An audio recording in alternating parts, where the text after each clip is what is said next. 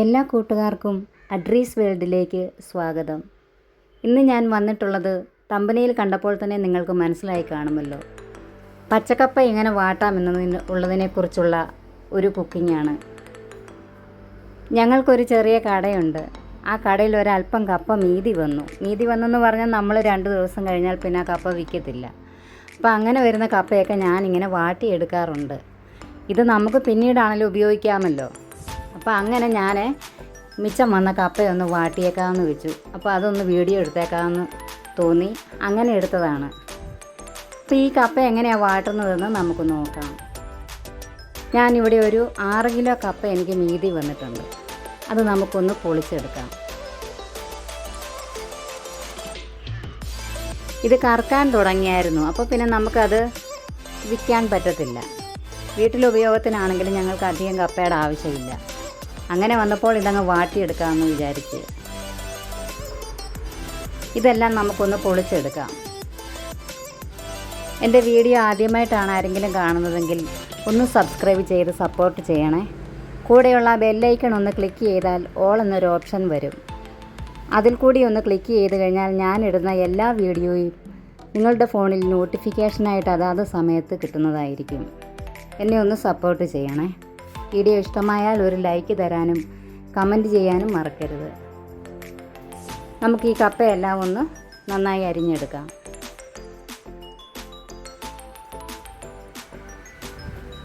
ഇതൊക്കെ പണ്ടുള്ള അമ്മമാരൊക്കെ ചെയ്യുന്ന ഒരു കാര്യമാണിത്. എൻ്റെ അമ്മയൊക്കെ ഇങ്ങനെ ചെയ്തിട്ടുണ്ട്. ഇങ്ങനെ ഇത് വാട്ടിയെടുക്കാൻ പറ്റും. പിന്നെ വെള്ളുകപ്പയെന്നും പറഞ്ഞൊരു സംഭവമുണ്ട്. അത് ഇങ്ങനെ പച്ചയ്ക്ക് തന്നെ അരിഞ്ഞിട്ട് വെയിലത്തിട്ട് ഉണക്കിയാൽ മതി. ഇതൊക്കെ മഴക്കാലം വരുന്ന സമയത്ത് നന്നായിട്ട് ഇതൊക്കെ കഴിക്കാൻ തോന്നും. ഇതിപ്പോൾ ഞാനൊരു പാത്രം വെച്ച് അതിൽ കുറച്ച് വെള്ളം വെച്ചിട്ടുണ്ടായിരുന്നു. വെള്ളം നന്നായി തിളച്ച് വന്നതിന് ശേഷം നമ്മൾ അരിഞ്ഞു വെച്ചിരിക്കുന്ന കപ്പ നന്നായി കഴുകി വൃത്തിയാക്കിയിട്ട് ഇതിലേക്കിട്ട് നമുക്കൊന്ന് ഇളക്കിയെടുക്കാം. കപ്പ വാട്ടുന്ന സമയത്ത് നന്നായിട്ട് കപ്പ കഴുകിയെടുക്കണം. നമ്മൾ കടകളിൽ നിന്നൊക്കെ വാങ്ങുന്ന കപ്പയ്ക്കും വേറൊരു കളറാണ്. അതെന്താണെന്ന് വെച്ചാൽ അവർ ആ കാലായിലിട്ട് തന്നെ അത് പൊളിച്ച് അരിഞ്ഞുണങ്ങി അത് നമുക്ക് കൊണ്ടുതരുന്നതാണ്. അപ്പം അതിനൊരു കളർ വ്യത്യാസമുണ്ട്. നമ്മൾ എത്ര കഴുകിയാലും ആ കളർ മാറത്തില്ല. അപ്പോൾ ഇത് നന്നായിട്ടൊന്ന് കഴുകിയതിന് ശേഷം മാത്രം വാട്ടിയെടുക്കുക. ഇത് വെന്ത് പോകരുത്. ഇതുപോലെ തന്നെ ഒന്ന് ഇളക്കി കൊടുക്കുക. പകുതി വേവാകുന്ന സമയത്ത് തന്നെ നമുക്കിത് ഈ പാത്രത്തിൽ നിന്ന് കോരിയെടുക്കേണ്ടതായിട്ടുണ്ട്.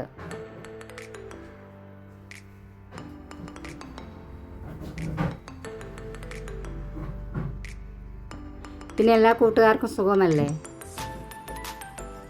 എൻ്റെ വീഡിയോ ഇഷ്ടപ്പെട്ടാൽ ഒരു ലൈക്ക് തരാൻ മറക്കരുത്.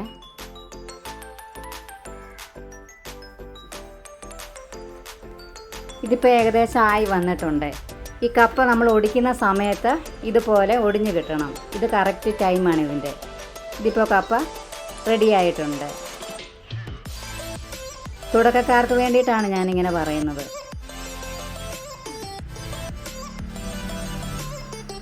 ഞാനിത് 3 ട്രിപ്പായിട്ടാണ് പുഴുങ്ങിയെടുക്കുന്നത്. വാട്ടിയെടുക്കുന്നത്. കണ്ടോ? ഈ പരുവമായാൽ മതി.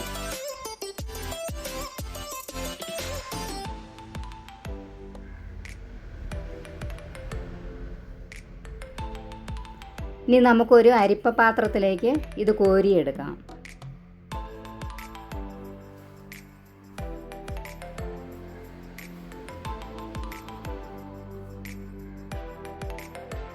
ഇത് ഒരുപാട് വെന്ത് പോയാൽ ഇത് കൊള്ളുകയില്ല നമ്മൾ അടുപ്പത്ത് വെച്ച് കഴിയുമ്പോൾ അങ്ങ് വല്ലാതെ കുഴഞ്ഞു പോകും. ഇത് നല്ല നൂറുള്ള കപ്പയാണ്. ഇത് വാട്ടിയെടുത്ത് കഴിഞ്ഞാൽ നല്ല ടേസ്റ്റാണ്. ഇത് നമുക്ക് കപ്പ ബിരിയാണിയൊക്കെ ഉണ്ടാക്കി കഴിഞ്ഞാൽ സൂപ്പറാണ് ഇത് സാധനം.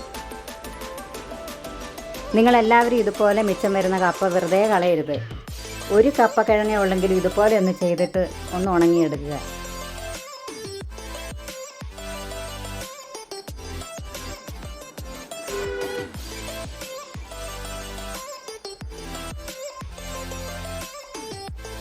ഇത് ഞാനൊരു വൈകുന്നേരമാണ് ചെയ്യുന്നത്. വെയിലൊക്കെ പോയി. വെറുതെ ഇരുന്നപ്പോൾ ഇതങ്ങ് ചെയ്തേക്കാമെന്ന് വെച്ചു. അതുകൊണ്ട് ഇത് ഞാൻ വിരിച്ചിടുന്ന സമയത്ത് വലിയ വെയിലൊന്നും കാണുകയില്ല. ഇതിപ്പോൾ ഞാനിത് മുഴുവൻ കോരിയെടുത്തിട്ടുണ്ട്. ഇതുപോലെ തന്നെ ബാക്കിയുള്ളതും കൂടി നമുക്ക് വാട്ടിയെടുക്കാം.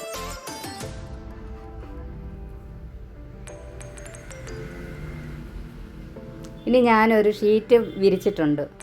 ഞാൻ മുറ്റത്തിട്ടാണ് ഉണങ്ങുന്നത്. കണ്ടോ, കുറച്ച് വെയിലുണ്ട് എനിക്ക്, ബാക്കി വെയിൽ പോയി. ഇപ്പം വൈകുന്നേരം സമയമാണ്. നാളെ ഇവിടെ ഭയങ്കര വെയിലാണ്. ഇതൊരു 3 ദിവസം കിടന്നാൽ മതി, നല്ല സൂപ്പറായിട്ട് ഉണങ്ങി കിട്ടും.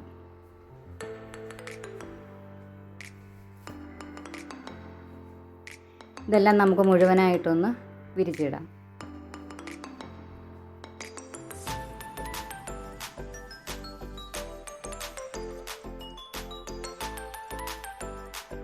എൻ്റെ വീഡിയോ ഇഷ്ടപ്പെട്ടാൽ ഒന്ന് സബ്സ്ക്രൈബ് ചെയ്യണേ.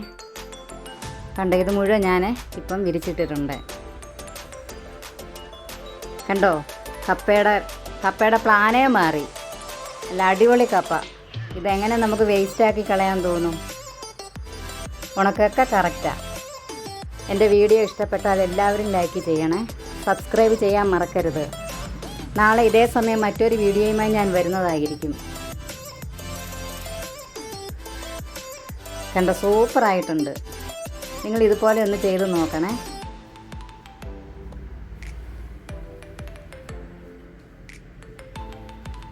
ഫ്രണ്ട്സിനും റിലേറ്റീവ്സിനും ഒക്കെ ഷെയർ ചെയ്യാൻ മറക്കരുത്. നാളെ ഇതേ സമയം ഞാൻ വരുന്നതായിരിക്കും മറ്റൊരു വീഡിയോയുമായി. എല്ലാ കൂട്ടുകാർക്കും നന്ദി.